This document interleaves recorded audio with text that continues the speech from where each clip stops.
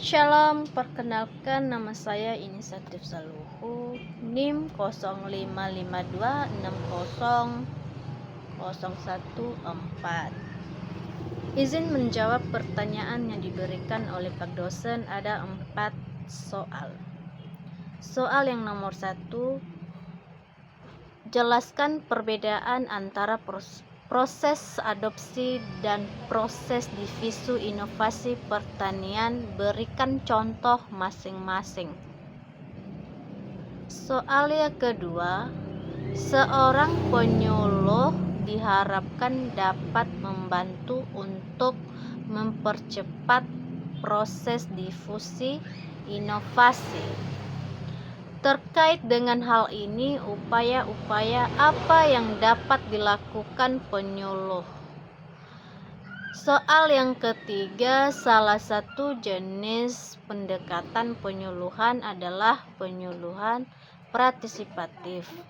Mengapa disebut partisipatif? Sebutkan karakteristiknya dan berikan penjelasan. Soal yang keempat, bandingkan karakteristik jenis pendekatan sistem latihan dan kunjungan atau laku dengan jenis pendekatan partisipatif ditinjau dari segi tujuan, sasaran, organisasi, metode, dan peran penyuluhan. Sebagai jawaban nomor 1 yaitu proses penerapan inovasi pertanian merujuk pada tahapan individu atau kelompok seperti petani dalam menerima, memutuskan, dan mengimplementasikan inovasi baru ke dalam praktik mereka. Ini dilibatkan langkah-langkah seperti kesadaran minat, evaluasi, uji coba, dan adopsi penuh. Sementara itu, proses difusi inovasi pertanian adalah penyebaran inovasi dari sumber inovasi atau misalnya peneliti atau lembaga ke penerima melalui saluran komunikasi yang mencakup penyebaran ke populasi yang lebih luas. Perbedaan utama adopsi bersifat individu atau mikro. Fokus pada penerimaan pribadi.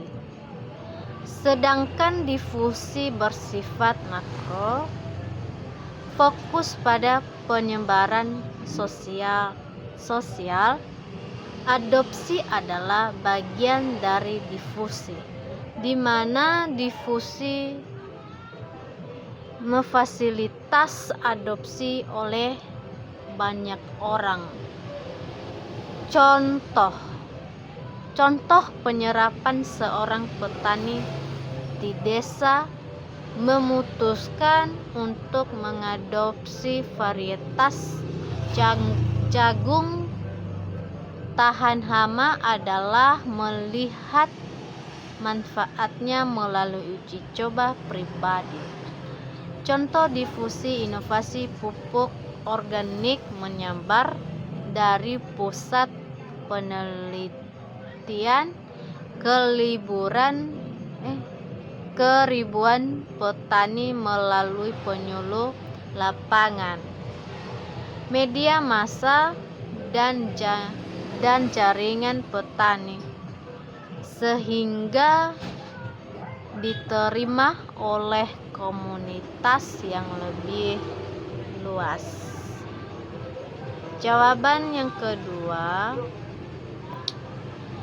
penyuluhan dapat mempercepat difusi inovasi dengan bertindak sebagai jembatan antara sumber inovasi dan petani.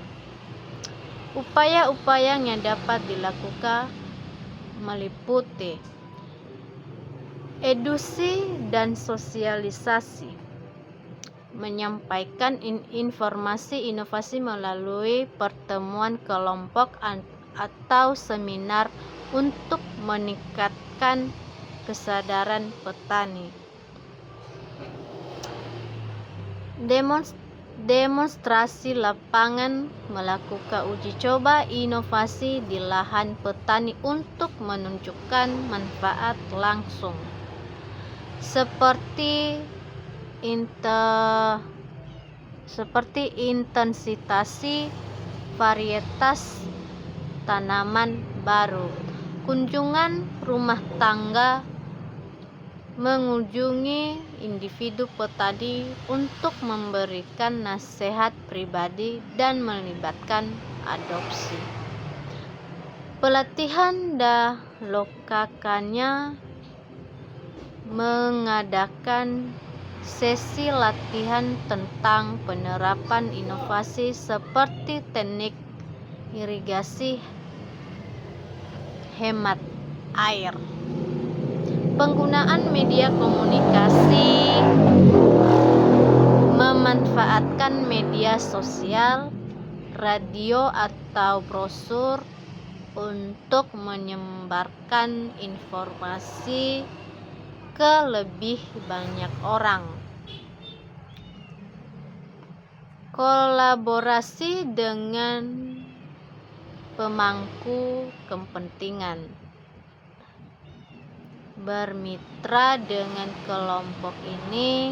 kelompok tani atau pemerintah untuk memperluas jangkauan difusi.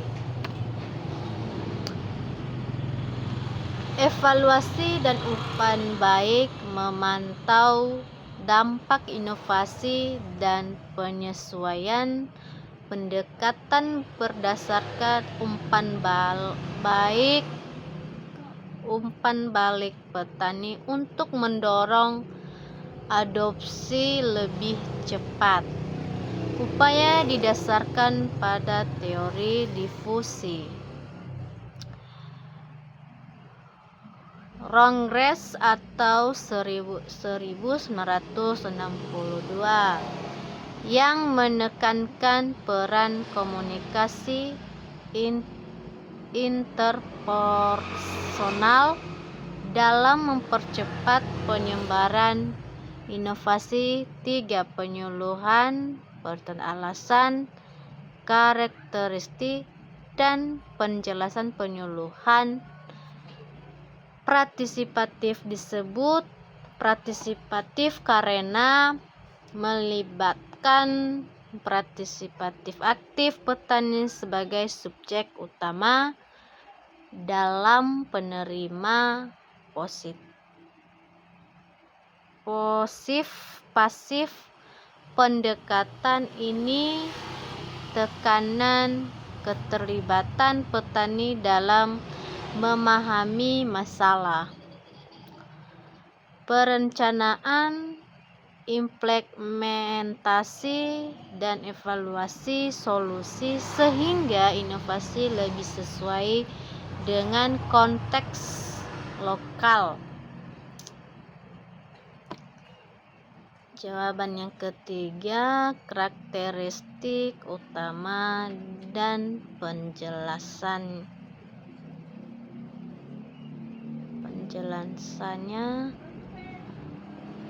Keterlibatan aktif petani dilibatkan dalam diskusi kelompok untuk mengidentifikasi kebutuhan mereka sendiri, bukan hanya menerima rekomendasi dari penyuluh.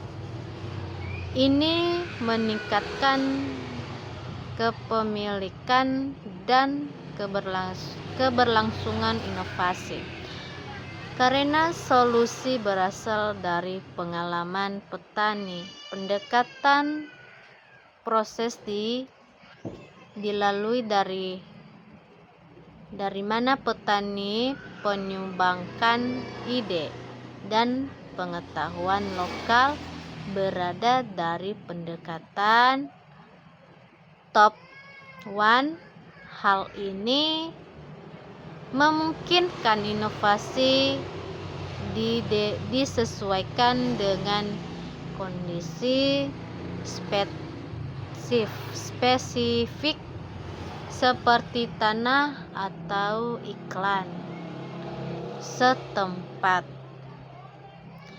Fokus pada pembelajaran bersama penyuluhan berperan sebagai fasilitator, bukan ahli tunggal, mendorong dialog dan tukar pengetahuan. Ini membangun kapasitas petani untuk memecahkan masalah sendiri seperti melalui studi kasus atau role playing.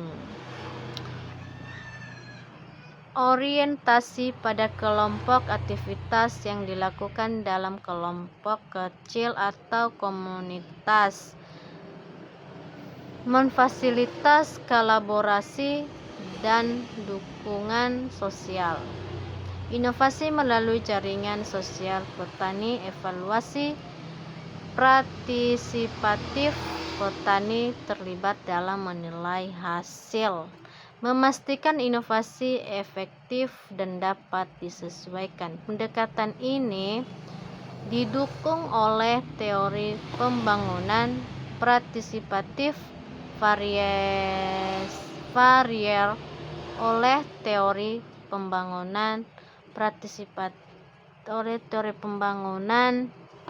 yang menekankan pemberdayaan melalui partisipasi.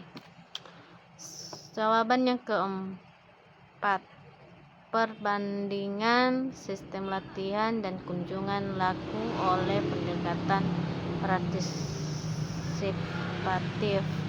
Berikut perbandingan berdasarkan aspek tujuan, sasaran, organisasi, metode, dan peran penyuluh.